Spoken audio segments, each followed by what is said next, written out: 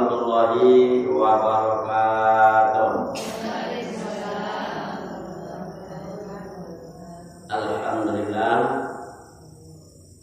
Alhamdulillah nahmaduhu wa nasta'inuhu wa nastaghfir wa na'udzu billahi min syururi anfusina wa min sayyiati a'malina. May yahdihillahu fala mudilla lahu wa may yudlilhu fala hadiya lahu. Asyhadu an la ilaha illallah wahdahu la syarika lahu wa asyhadu anna Muhammadan abduhu wa rasuluh arsalahu basyiran wa nadhira. Wasma'u qala Allah ta'ala fi kitabihil karim wa huwa asdaqul qailin. A'udzu billahi minasyaitonir rajim. Bismillahirrahmanirrahim. Allahu waliyyul ladzina amanu yukhrijuhum minadh dhulumati ilan nur wal ladzina kafaru awliya'ahumut taghut yukhrijunahum minan nuri ilal dhulumah ulaika ashabun nar hum fiha khalidun. Shadaqallahul azim wa shadaqal rasulul karim. Jadi yang kami hormati yaitu ibu pengurus daripada penelitian ibu, kemudian ibu jemaah yang selalu mendapat ridho dan kasih sayang daripada Allah di dalam hidup dan kehidupan. Pertama dan terutama marilah sama-sama memperbanyak puji dan syukur kita kepada Allah Subhanahu wa taala, di mana pada malam itu alhamdulillah Allah Subhanahu wa taala masih memberikan kepada wa iman. Allah Subhanahu wa taala masih memberikan kepada wa iman. Jadi ketika awak malam iko ndak dibayar Allah Ta'ala iman dan Bapak Ibu, ketika malam iko awak ndak dibayar Allah Ta'ala iman, maka tentu sulit juga awak, payah juga awak untuk melangkah ke surga. Kan ya, nyode apa itu? Kasuwaugo beko dalam rangka mengadakan pengajian. Pengajian salah satu jalan untuk mencari ridho Allah. Maka ketika awak tidak dibayar iman di Allah Ta'ala, tentu boleh dia kaki itu dilangkan untuk menuju majlis ilmu. Ya alhamdulillah lejo ingat kaki melangkah tadi kan itu Pak. Nah, lejo ingat tangan diayunkan tadi. Dalam rangka yaitu melaksanakan kegiatan Dia cuma berharap dan berdoa Allah Subhanahu wa taala langkahan kaki tadi, ayunan tangan tadi mudah-mudahan diterima oleh Allah Ta'ala dijadikan sebagai amal yang soleh. Amin ya rabbal alamin. Kemudian selawat dan salam mari pula kita peruntukkan pada roh yang suci baginda Rasulullah Muhammad sallallahu alaihi wasallam, di mana Rasulullah sallallahu alaihi wasallam inyogo tidak pernah bosan. Rasulullah tidak pernah ada rasa muaknya untuk apa? Mengembangkan, menyiarkan syariat agama Allah. Jadi kok cendawa kini lah Rasulullah tidak kembang cendawa kono Islam begini kan itu ya. Cendawa awak kini Ustaz, awak majak uang kini sayang 2 orang 3 orang. Nah, mau diajak seorang aku nyawa banti nyawa nak jawab mau ngajak jalan ke dia. Jadi kalau Rasulullah ketika mengajak tu baik kau ibu jemaah sekalian, ndak hanya sekedar ndak dituruti dek, kadang-kadang dek orang kafir tu. Malah Nabi kau disakiti ya. Disakiti. Dicumain Nabi. Dikecek dek orang Quraisy dulu, dek orang kafir Quraisy dulu, apa Muhammad kau lagi lo dia. Jadi setiap yang diajak dia tu, olun tu, tontuan tu, contoh paman-paman inyo. Siapa paman inyo? Abu Lahab. Kan dia Abu Jahil. Nah, jadi itu langsung keluarganya yang dah amoynya doh mengikuti ajakan-ajakan Rasul.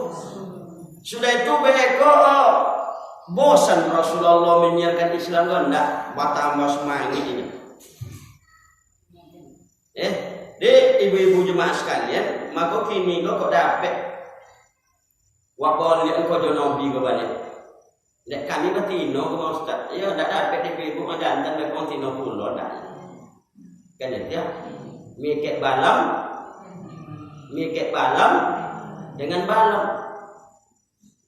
Kadang-kadang ibu tu kalau kami laki-laki mengajak, ndak jomu kadang-kadang artinya baik yang ngajak kuning, yang kan diajak balam ndak jomu kan dia. Ibu-ibu baik di kalangan ibu-ibu lo baik artinya saling mengajak, saling mengingatkan. Itu coba juga pikir balam dengan balam. Tapi yang tadi itu songko diajak. Oh lu nomoi nyole, dia nawak bos. Nyawak kau jawab cik mengajaknya. Apa kau jawabnya mak? Cik mengajak orang. Omonnya yang awak ajak kau tadi, itu urusan Allah. Itu awak seran kalau Ta'ala awak lah usaha awak kan itu. Kan itu. Itu. Maka sanca-anca ajakan dulu atau tu beko melalui keluarga awak masing-masing. Apa kena ancak dulu, jangan dokek dulu. Ya ayyuhalladzina amanu qu anfusakum wa ahlikum nara. Orang yang beriman, ku anfusakum, jauhkanlah diri kamu, diri keluargamu daripada siksaan neraka. Jadi artinya beko awak mulai dari keluarga awak tu. Ndak mau beko aja tidak. Kamu je beko. Iya ke ibu-ibu yang hadirnya tu, ibu-ibu aja lo ke apa suami beko malah masa jika masaji awak tu. Mola ke masaji awak bang. Lu nak boleh, jangan tidak. Ndak sekali dua, ndak 2 kali, 3 kali, ndak 3 kali. Nabi cerita itu je. Itu dia mana? Kalau lah pandai lo bosan Nabi cerita awak mengajak, ndak akan kombang Islam gua contoh ki. Tambah bongi uang ke Nabi karena diajak, tambah semangat Nabi. Tambah dicumein di uangnya mengajak, tidak akan pernah berhenti dan dari cumein lagi. Tidak akan luar puluh ketiak dan tidak akan dicumein dua-duanya. Namun harapan Rasulullah, bagaimana uang-uang yang diajak dari Rasulullah tadi dibaik dari Allah Ta'ala hidayah. Itu yang diminta dari Rasulullah. Jadi awak cerita dulu, ketika awak mengajak keluarga awak, anak-anak awak, sekali diajak orang boleh, 2 kali diajak orang 3 kali diajak orang boleh. Artinya awak di situ membutuhkan kesobaran. kesabaran. Berdoa awak, ya Allah, ya. Baiklah ya Allah, keluarga hamba go hidayah dan betul. Itu harapan apa? Ibu jemaah sekalian, ayo artinya awak pergi mengaji kan ya dia. Nya manusia yang paling bermanfaat tuh bu. Manusia yang paling bermanfaat tuh siapa ya Rasulullah? Khairun nas may yafa'un nas. Manusia yang paling bermanfaat loh, sebaik-baik manusia kata Rasulullah adalah manusia yang bermanfaat bagi orang lain. Itu manusia yang paling baik di sisi Allah Ta'ala. Manusia yang berguna di uang banyak. Coba apa berguna beko nanti gendeng diluwin deh kan ya dia. Nan kusui beko diselosen deh. Ketika beko nak tabakau le disiram dengan ayu deh. Aiko hairun nas may yafa'un nas. Sebaik-baik manusia itu adalah orang-orang yang bermanfaat bagi manusia yang banyak. Dengan awak mengajak untuk ke jalan Allah, itulah salah satu manfaat yang paling godang. Mudah-mudahan Bapak Ibu kaum muslimin yang berbahagia. Walaupun ibu-ibu beko, kami tidak laki-laki malah Ustaz. Nak kojo kami duduk. Gue pulau contoh Siti Aisyah. Ada kata-kata kaum perempuan ini. Kan ya.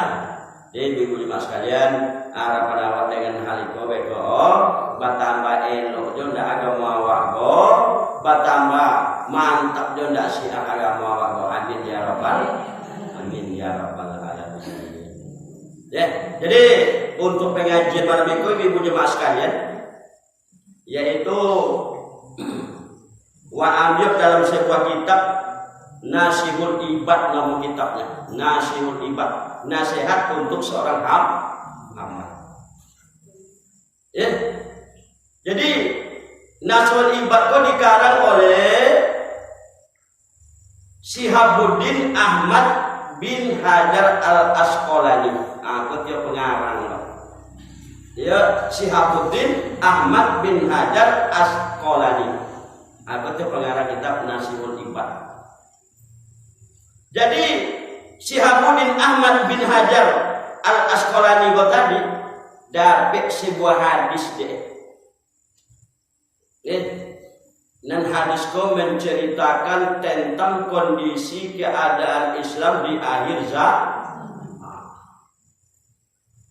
Seperti yang kena bahas baik hadis Nabi yang dapat deh Syihabuddin Ahmad bin Hajar Asqalani katanya. Jadi kondisi keadaan Islam, keadaan Muslim di akhir zaman. Contoh apa bono apa tu Pak? Kok topik sodo beko seperti yang disawi dek Syihabuddin tadi. Aku jawab insyaallah berjuang. Berjuang Pak. Jangan tak jadi bau di zaman awak kau kan itu. Jangan tak jadi bau. Dan akhir zaman kau janda di masa awak kau. Amin ya rabbal. Di Bapak Ibu kaum muslimin yang berbahagia, di dalam hadis itu dijumpai oleh Syihabuddin. Hadis itu tadi apa dia? Sittatul asya'unna ghalibun fi sittati mawadi. Ada 6 yang akan terjadi keanehan di dalam kehidupan umat muslim. Jadi di akhir zaman itu kata Rasulullah ada 6 masalah nanti terjadi keanehan. Sesuatu yang tidak patut terjadi. Di aneh kau tadi sesuatu yang tidak patut terjadi. Itu kan aneh itu kan itu. Lah, jadi ibu-ibu jemaah sekalian, apa-apa yang orang goyang akan terjadi di akhir zaman dan itu dikalkulasikan kejadian yang aneh dalam kehidupan umat muslim. Yang pertama kata Syihabuddin dalam hadis itu, al masjidu gharibun fima baina qaum la yusalluna fihi. Ya Rasulullah dalam hadis itu, di akhir zaman itu nanti kata Rasulullah al masjidu gharibun. Masjid itu nanti dianggap tempat bangunan yang aneh. Wah. Siapa yang menganggap itu? Umat Islam. Sehingga mereka ketika mereka dianggap masjid tempat yang aneh, la yusalluna fihi. Ketika itu mereka sholat di masjid. Untuk keanehan yang pertama. Kata Rasulullah. Jadi di akhir zaman itu nanti kata Rasulullah SAW, masjid itu dianggap suatu yang aneh. Karena dianggap suatu yang aneh, la yusalluna fihi. Umat Islam ketika itu banyak yang tidak mau sholat kama sholat. Jadi kalau hubungkan hadis itu, bagaimana kondisi awak kini? Apa boleh terjadi gak agak? Terjadi gak agak? Lah terjadi.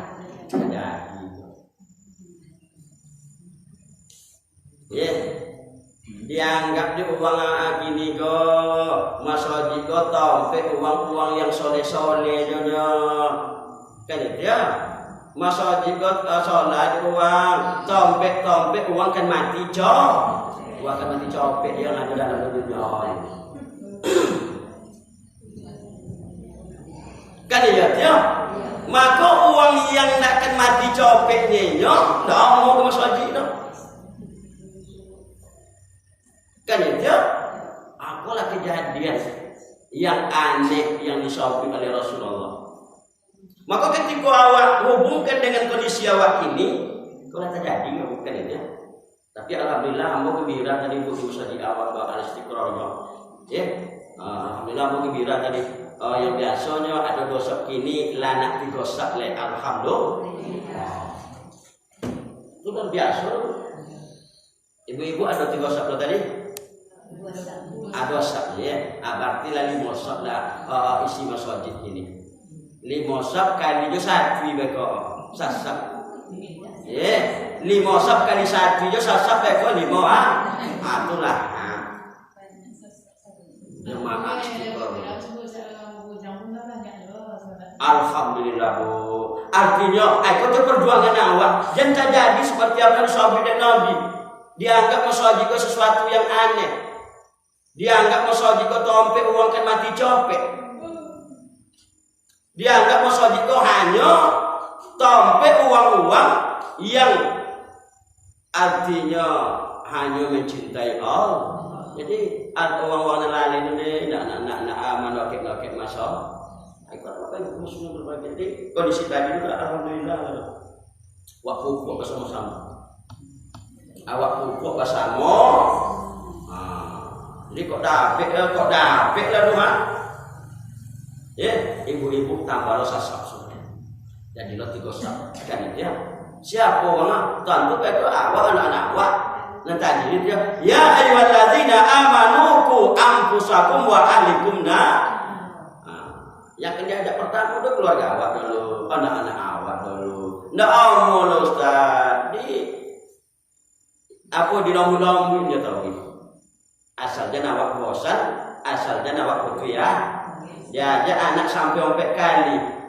Malah di masjid awak di ndak juara. Malah di masjid awak di ndak juara. Malah masjid awak di alun juara ngai le. Malah masjid awak di ndak juara nampak apa jawab le. Bujur paling kau jawab. Tu putih aso awak nama. Putih aso awak nama. Jadi dalam sebuah hadits qudsi ibu jemaah sekalian, keutamaan sholat di masjid keutamaan memakmurkan masjid disebut dari Rasulullah pernah Allah Ta'ala berfirman dalam hadits qudsinya. Apa yang Allah Ta'ala dalam hadits qudsinya? Inna Allah Ta'ala yaqulu, sesungguhnya Allah Subhanahu wa Ta'ala dalam hadits qudsinya pernah berfirman, kata Nabi, la ahimmu bi ahlil ardi azaban. Ketika dan mengazab, memberikan musibah bencana kepada penduduk yang ada di bumi sebagai azab, kata Allah Ta'ala. Iza nazartu li ummari buyuti saraktu azabi anhum. Jadi ketika Allah Ta'ala menurunkan suatu musibah, suatu bencana kepada penduduk suatu bumi, ke penduduk suatu daerah, maka ketika Allah Ta'ala menengok leba bondong-bondong wang ke masjid contoh tadi buat itu kan banyak dong. Lecon itu tawi wang ke masjid bahkan bertambah loh. Apa yang Allah Ta'ala saraktu anhum azabi, dan jauhkan mereka daripada azab. Jadi kalau ibu jemaah sekalian, semakin banyak awak yang mengisi masjid, maka azab semakin jauh, musibah semakin jauh dari bawah. Itu kosan padilan apa sama-sama awak masuk. Semakin ketek isi masjid, semakin sakit uang yang memakmurkan masjid, maka musibah bencana semakin kodang yang akan terjadi di negara ini. Waktu kosan di Rasulullah, fadilah keutamaan sholat berjamaah di masjid untuk menghilangkan bolo, untuk menghindarkan musibah. Ini banyak musibah apa makan ya? Kok karena aku lebih hobi ya. Kalau lu anak le, tidak sekolah-sekolah mau sampai kini orang kata. Untuk menghilangkan itu Allah Ta'ala. Iza nazartu li umari buyuti, lain nampak dan di suatu daerah tu, lain basamo. Kamano untuk memakmurkan buyuti rumahku. Bokodo dan jauhan musibah atau bencana. Nah, jadi ibu-ibu jemaah sekalian, maka di akhir zaman nanti semakin banyak musibah, semakin banyak bencana, semakin banyak azab yang diturunkan di Allah Ta'ala. Di apa?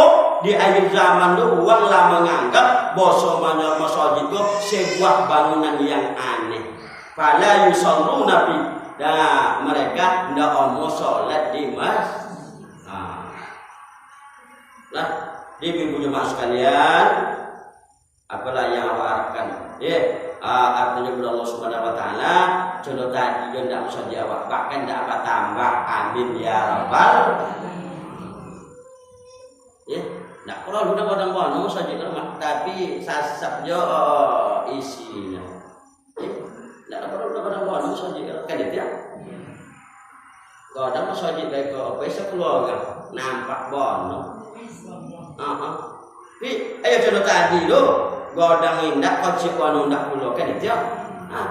Ada awak tadi dulu limosak kain satu je lah sasap limo mati. Ndak kan sayang Allah Ta'ala ke ibu-ibu yang diperupai monggo. Berbondong-bondong tadi nak pakai selubung putih, nak pakai selubung bolang-bolang, apa-apa bego sama-sama kolu dari masjid. Bahkan parkir tu tadi penuh di onda. Ambo ketek le di topi jalan mengatakan onda le. Lah, ketek di topi jalan mengatakan onda le. Di apa penuh? Parkir penuh ada hon. Kau yang minta ke Allah Ta'ala tauhid wa iyyahu. Amin ya rabbal Jadi ibu-ibu jemaah sekalian, itulah suatu yang aneh yang akan terjadi di akhir zaman kata Rasulullah. Masjid lah dianggap bangunan yang aneh. Kemudian la yusalluna bihi la omobono wang sholat di masjid. Itu satu. Keanehan yang kedua, ketika di akhir zaman itu wa mushafu gharibun fi manzili qaumi yaqra'una fihi. Jadi Al-Qur'an pun lah dianggap sesuatu yang aneh. Al-Qur'an pun di akhir zaman itu kata Rasulullah dianggap sesuatu yang aneh. Sehingga bapak ibu jemaah sekalian, dalam masalah Al-Qur'an tadi tidak banyak uang yang gemar membaca Al-Qur'an. Dianggap beko kantuk coba baca Al-Qur'an nyawa. Kan aneh loh. Ni itu pula bukan terbuka Al-Qur'an tu beko lah tumuang lu awak. Tu ada penyakit beko buka Al-Qur'an beko buat ngantuk nyawa. Itu anggap aneh Al-Qur'an tu. Sehingga ketika awak anggap aneh Al-Qur'an tadi la yaqra'una fihi. Kemudian Al-Qur'an ndak awak buka-buka untuk dibaca. Ya apa awak anggap suatu yang aneh, membuat kantuk-kantuk awak. Nanti ini Al-Qur'an dibuka ada uang le ustaz kuno kan ya Lah membuka Al-Qur'an kok kalau waduh kok buat membuka Al-Qur'an kok kojo-kojo untuk aino lah kok nyawa. Ini ndak modern le. Ndak modern le membuka Al-Qur'an. Akan orang enggak sebenarnya. Asing itu pula baca Al-Qur'an kok beko kadang-kadang beko nyecik bulan puasa dia. Lihat itu ibu-ibu jemaah sekalian, bagaimana perjuangan awak? Al-Qur'an yang pertama tetap menjadi syifaul lil mukminin, obat bagi orang-orang yang dan dia anggaplah sesuatu yang aneh beko. Jadi anggaplah beko membaca Al-Qur'an itu kojo-kojo untuk tuai dunia ustaz. Wong tuai itu dia apa nyo membaca Al-Qur'an tentu deh apa guna Al-Qur'an syifaul lil mukminin, obat bagi orang-orang yang beriman. Syifaul lisudur ubiati. Al-Qur'an itu biati. Apa biati? Kalau beko landak menyeleu bono awak penemu uang beko lekan. Berarti mana yang kau nedo? Mana yang kau nedo mana? Dia yang kau nedo. Ndak lewat dengan uang le. Golek uang beko apa yang bangi? Dia tak kalau nak uang dulu tapi bongi juga awak. Jadi yang jadi masalah bukan kepala, yang jadi masalah bukan nek sakit pinggang, yang jadi masalah bukan nek sakit gigi, tapi ketika awak nak menyelero nengok uang yang kono itu hati. Maka seancak-ancak ube hati adalah Al-Qur'an. Jadi ketika awak rajin membaca Al-Qur'an, maka hati tawi bersinar. Ketika hati tawi bersinar, tetap awak dalam kondisi sehat. Ada orang mana baca Al-Qur'an asal jannah. Jangan bobo awak nyodai dulu Allah Ta'ala menyebut hudal linnas wa syifaa'ul lil mukminin. Jadi Al-Qur'an itu sebagai petunjuk bagi manusia, termasuk obat bagi orang-orang yang beriman. Kau sampai ke Bukit Tinggi mancing ke hati. Sampai ke Padang mancing ke hati. Di rumah lego tiga buah Al-Qur'an. Dah buka-buka salah awak. Ini itu ubek yang paling ancak kalau masalah hati.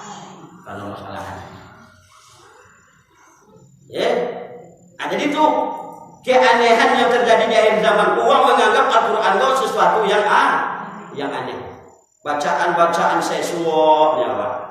Itu sehingga dia awak anggap Al-Qur'an itu aneh. dia umat menganggap Al-Quran aneh di akhir zaman tuh, maka la yaqra'una fi.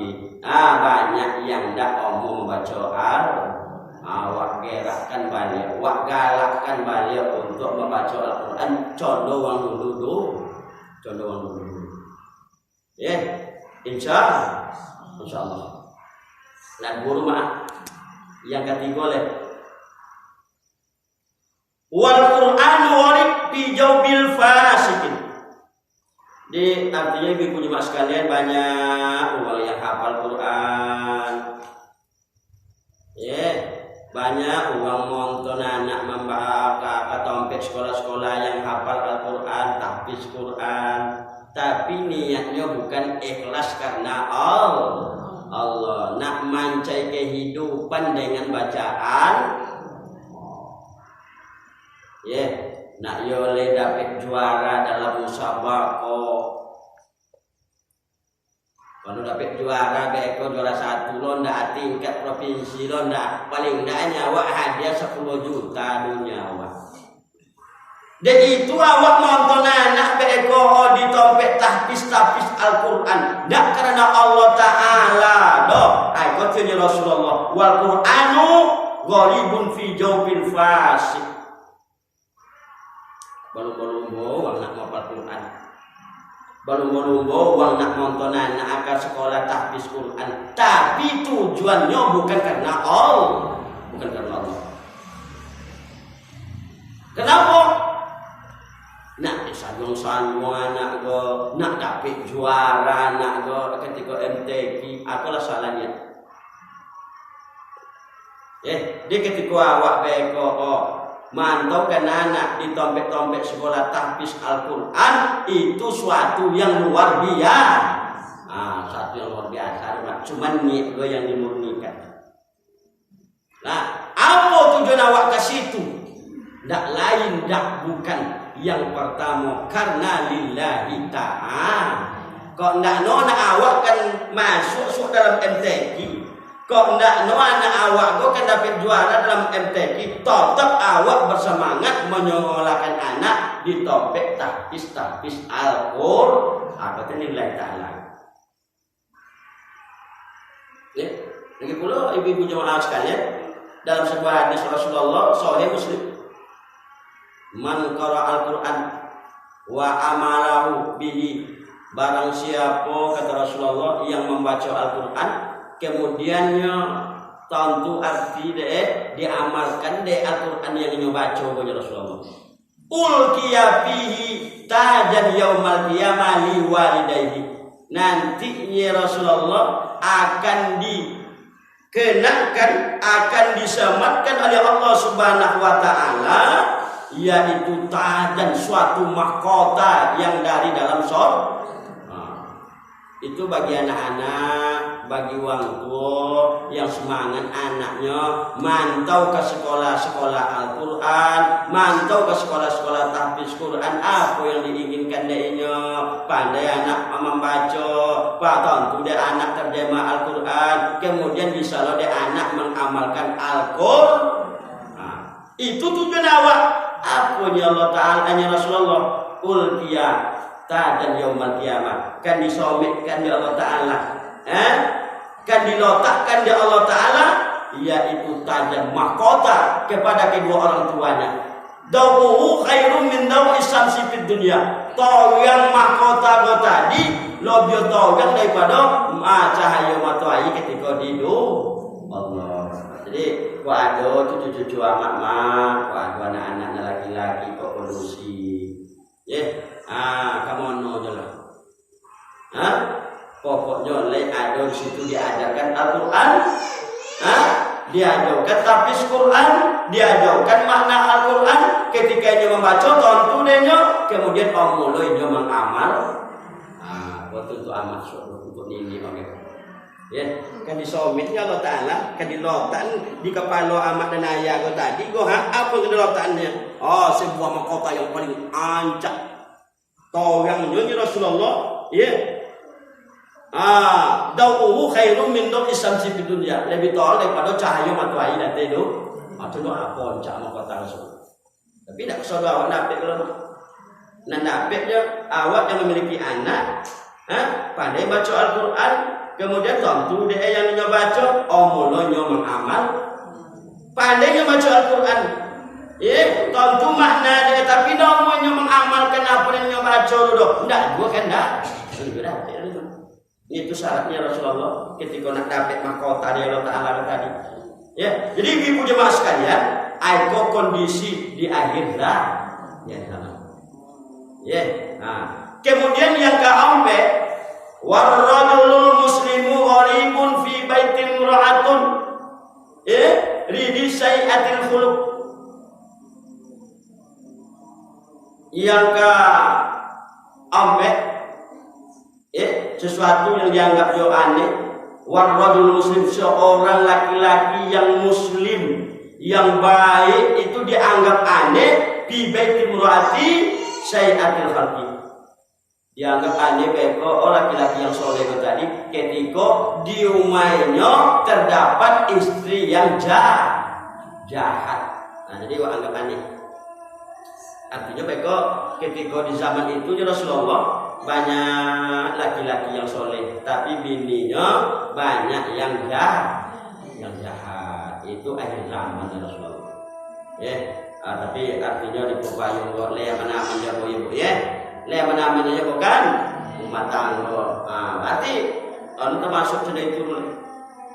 Ya kalau beko logi elok bini beko jahat beko. Tentu tak mau elok matanggo elok kan itu.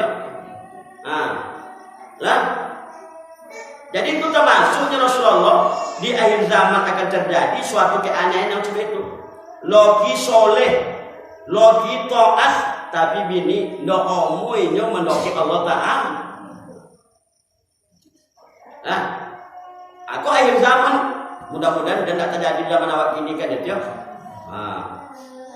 Kemudian kata Rasulullah, wal mar'ul muslimatun, dianggap aneh seorang perempuan muslimah, seorang perempuan yang soleha, seorang perempuan yang baik.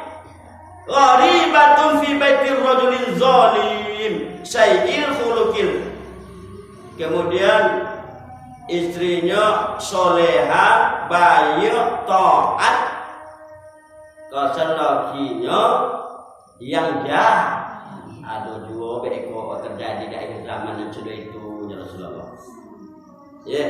Abini nak ke masjid dia pula ya Allah bodoh. Tapi lagi dah ke masjid bodoh. Lejo. Itu kejadian yang akan terjadi di akhir zaman. Kalau terjadi gini apa?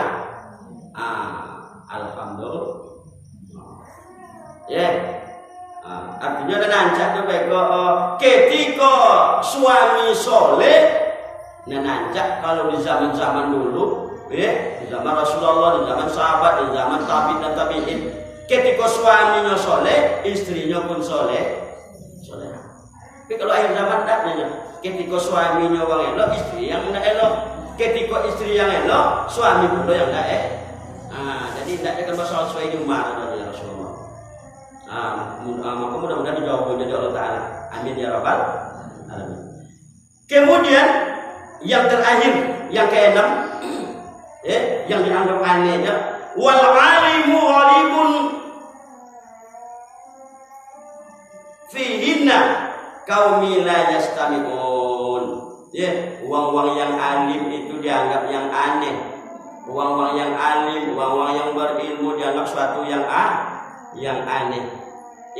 Qaumi la yastami'una.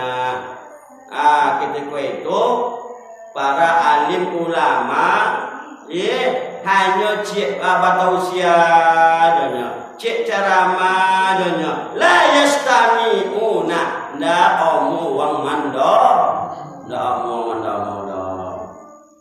Kok di akhir zaman ini juga lah. Jadi kondisi di akhir zaman itulah yang keenam Bapak. Yang keenam tentu banyak ibu-ibu lah bonek melumbuk piti untuk membayu guru wirid kan itu ya. Tapi yang datangnya hanya 10 orang, 50 orang. Tandanya qaumi la yastami'una, kaum ketika itu, masyarakat ketika itu omo mendongo pengajian para terjadi tak kekio di zaman waktu ini kan? Kalau di Bagus Salam kan ada kan? Kan ada boleh? Alhamdulillah. Nah, dalam bagaimana? Wirid beko jemaah apa-apa ale banimo oma-oma abatigo ngaji juga dong. Ngaji juga tau itu jawab apa batigo ibu-ibu le banimo balapan. Ngaji juga tau itu.